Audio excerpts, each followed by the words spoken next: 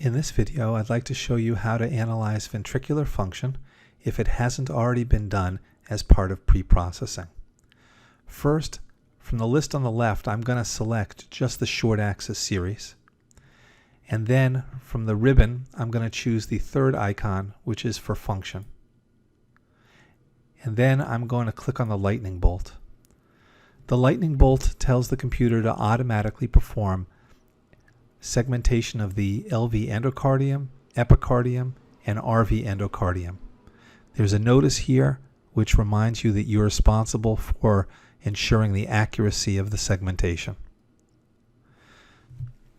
There are several options for ventricular segmentation which I'd like to introduce you to. Perhaps the easiest way to see all of the ventricular traces is to double click in this window here, and that will bring up all of the slices and you can play them in a movie right here. Now, the segmentation that was chosen is smooth endocardial segmentation, but if I come here and choose this option, you can exclude the papillary muscles. I prefer the smooth segmentation because it's easier to edit and because most normal values used smooth segmentation. This icon here allows you to choose, for instance, if you just want to see the endocardium of the left ventricle and not the epicardium. This icon here allows you to choose whether you visualize all slices and phases or, for instance, just end systole and end diastole. This is starting to look more like what you would see if you manually traced the endocardium for the left and right ventricle, but you still get the volume versus time curves shown here. Finally, if you want to selectively turn off the left ventricle and only show the RV contours, or you want to shut off the RV contours and focus on the LV contours, that's what these choices are here for. If we double click again, that will take us back to the editing window, and I'd like to show you how to edit the traces. So let's just go to end systole. I can click on this point on the graph and come to end systole. And if I want to adjust a contour, I've got several choices.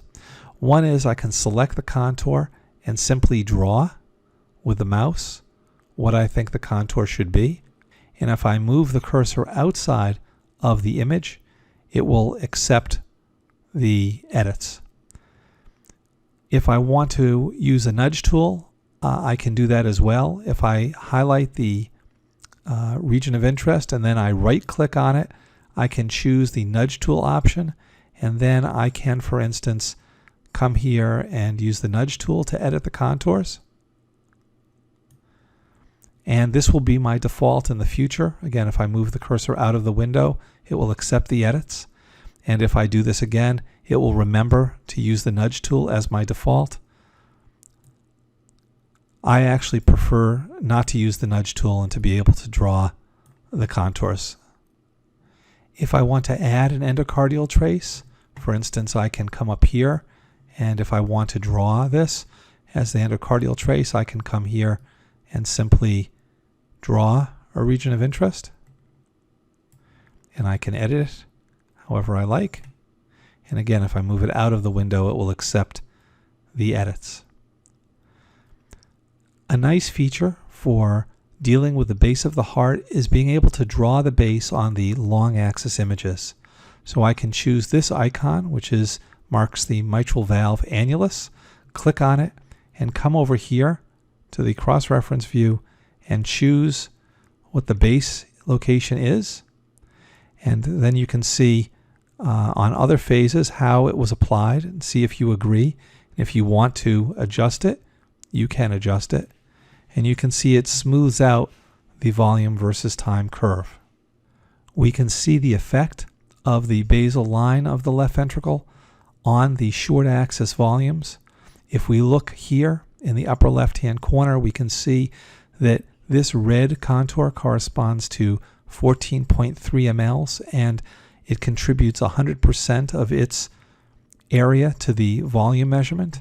If I come up further, you can see this one only contributes 90% because some of the slice here is beyond this basal line, and you can see that in the cross-reference here. This is the cross-reference tool, and you can see that this line, which represents the end of the ventricle, and this slice, which represents the slice shown here, this slice has an 8 millimeter thickness, and some of this slice thickness is extending beyond the ventricle, as marked here.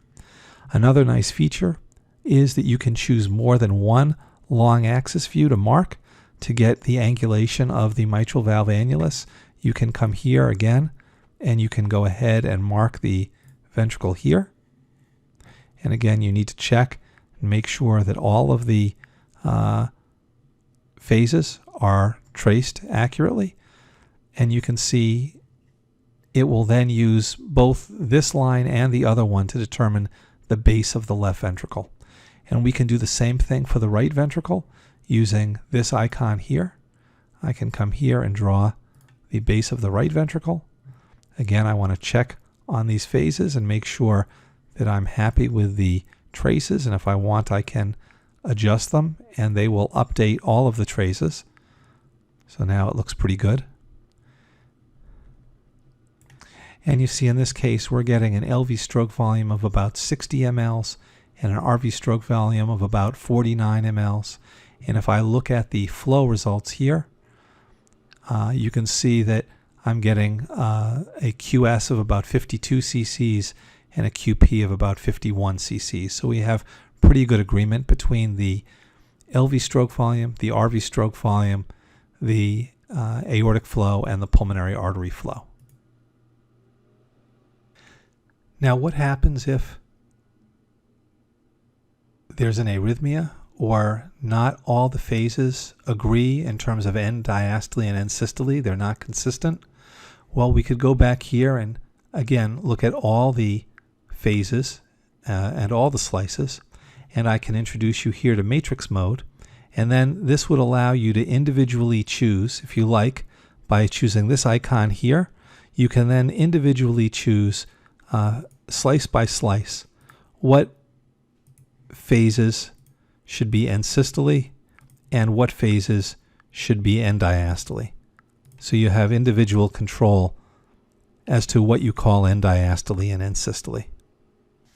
If you'd like a more detailed description of how to assess ventricular function, please consult the instructions for use, which can be found in the Help menu right here. Thank you very much.